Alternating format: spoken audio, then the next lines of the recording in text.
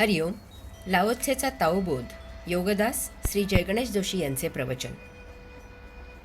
थडगी उकरणे. Laozi पुढे सांगतो की दुर्मिळ आणि वैचित्र्यपूर्ण वस्तूंची जमवाजमव यामुळे त्याचा स्वभाव चमत्कारिक होतो. सर्वमान्य न होणारे हे विधान आहे. ऐतिहासिक दुर्मिळ गोष्टी शोधण्यावर लाओत्से प्रहार करत आहे. लाओत्से म्हणतो की गतम न सोच्चम, जे झाले ते गेले गंगेला मिळाले, पवित्र झाले. त्याची उकरा उकर कशाला करायची? भूतकाळातील घडामोडींचा उहापोह कशाला करायचा? यामुळे कोणाचेही काही भले होणार नाही. काही झालेच तर यामुळे भांडणे होतील, कारण या ऐतिहासिक गोष्टींमुळे माणूस हळवा होतो.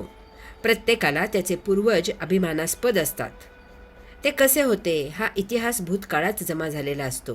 ते नक्की कसे होते याचा पक्का पुरावा नसतो. समजा त्यातून पुरावा असला तरी आता या वर्तमान काळात त्या होऊन गेलेल्या गोष्टींचा व्यवहारात उपयोग काहीच नसतो. त्यामुळे गतघटनांचा आणि व्यक्तींचा अभिमान आणि अहंकार निर्माण होऊन गतपिढीचे उसासे टाकत सद्य वर्तमानातील पिढी एकमेकांचे गळे घोटत बसतात, एकमेकांना पाण्यात पाहतात. वर्गविग्रह निर्माण होतो, जातीपातीत भांडणे होतात. इतिहासापासून नवीन सृजन होत नाही. हा वेळेचा अपव्यय आहे.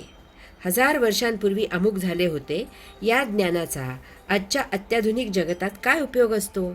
यात विनाकारण वेळ, पैसा, श्रम वाया जातात. त्याऐवजी त्याचा वर्तमान काळासाठी सदुपयोग करता येईल. कोण कसा केव्हा होऊन गेला यापेक्षा त्याने त्रिकालाबाधित सत्य उपलब्ध करून ठेवले असेल तर त्याचा जरूर अभ्यास करून उपयोग करावा. परंतु त्याच्या वापरातील वस्तू, त्याचा जन्ममृत्यूचा कालावधी, त्याचे वैयक्तिक आयुष्य यावर संशोधन करून त्याचे संग्रहालय तयार करणे आणि ते हजारो जणांनी पाहणे यात काय अर्थ आहे? हे न समजण्यासारखे आहे. यामधून विधायक प्रेरणा घेणाऱ्यांची संख्या फार नगण्य आहे. या अशा वस्तूंचे आणि वास्तूंचे जतन करून ते राष्ट्रीय स्मारक केले जाते. मग अशा स्मारकावरून राजकारण खेळले जाते. प्रत्येक समाजाला त्यांच्या समाजातील कोणी ना कोणी व्यक्ती मोठी असतेच. त्यामुळे प्रत्येक समाज त्यांच्या त्यांच्या ऐतिहासिक व्यक्तीच्या स्मारकासाठी आग्रही असतो. तसे शक्य झाले नाही तर आंदोलने करून संपूर्ण समाजाला वेठीला धरले जाते.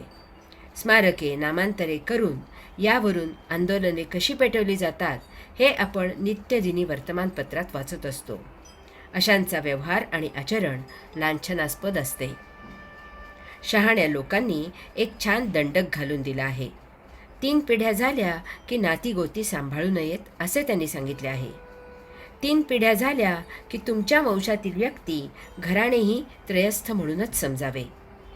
परंतु हे ऐकावे आणि आचरणात आणावे असे ऐतिहासिक ज्ञान तेवढेच दुर्लक्षित केले जाते.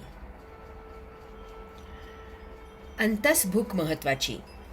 या ओवीच्या शेवटी लाओत्से सांगतो की यास्तव साधू संत, विखारी आणि चौचाल डोळ्यांची तृप्ती न करता ते अंतसभुकेचे समाधान करण्याचा डोळसपणे प्रयत्न करतात. ते पहिल्या भुकेची उपेक्षा करतात आणि दुसऱ्या भुकेची काळजी घेतात. साधू संत बाह्य इंद्रियांचे चोचले पुरवत नाहीत. उदाहरण म्हणून लाओत्सेने डोळे विखारी आणि चौचाल असतात असे म्हटले आहे. सर्वच इंद्रिये ही भोगापवर्गतेत रस घेणारी असतात.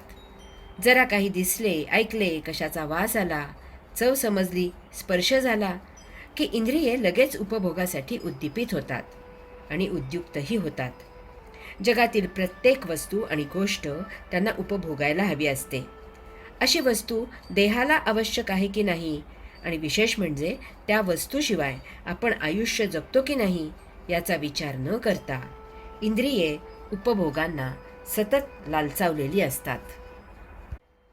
नुसते देह जीवित राहून इंद्रियांना चैन पडत नाही. देह चैनीत जगला पाहिजे.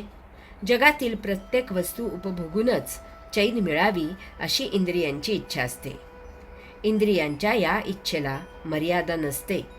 मग शौक म्हणून, स्वतःची करमणूक म्हणून मुक्या बिचाऱ्या प्राण्यांना वेठीला धरले जाते. त्यांच्याकडून कसरती करवून घेतल्या जातात. त्यांना झुंजवले जाते.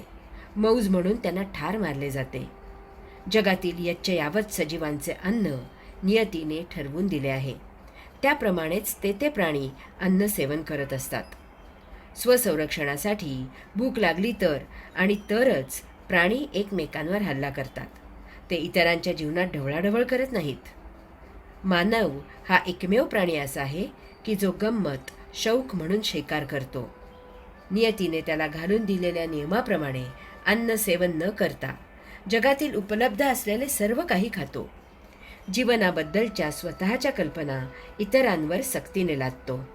त्याला काहीही विधिनिषेध नसतो. तो जे म्हणेल तो कायदा अशी त्याची झोटिंगशाही चाललेली असते. तो स्वतःला या विश्वाचा मालक समजतो. साधू संत मानवाच्या या अशा वर्तणुकीचा निषेध करतात.